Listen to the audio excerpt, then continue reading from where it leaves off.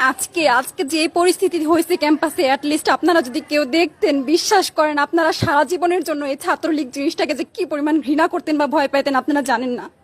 এরা আমাদের সামনে রড দিয়ে পিটায়া, ছেলেগুলারে রড দিয়ে পিটায়া একদম আধা মরা করে ফেলছে।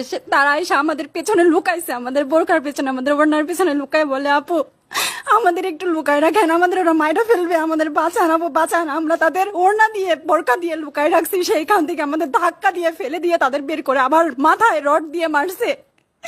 এমন অবস্থা। এবং তারা আমাদের ক্যাম্পাসের পরিচিত মুখ, আমরা চিনি তাদের, তারা এই অবস্থা করছে, রাস্তায় একদম শোয়াই ফেলছে। আমাদের হলের মেয়েদের বুকে বড় বড় যে আসতো ইট, এই ইটগুলো বুকে ফেঁকে দিছে, মানে একদম পুরো বুকে লাগছে, এরকম জামা কাপড় ছিঁড়ে ফেলছে, এত বাজে অবস্থা। অথচ আমার ব্যাচমেট, আমরা যাদের সাথে ক্লাস করি একসাথে বসি, আমি তাদের একটা কথা বলতে দেখি না এগুলো নিয়ে, একটা কথা না। এবং তাদের নিউজ ফিডে গেলে দেখবেন তারা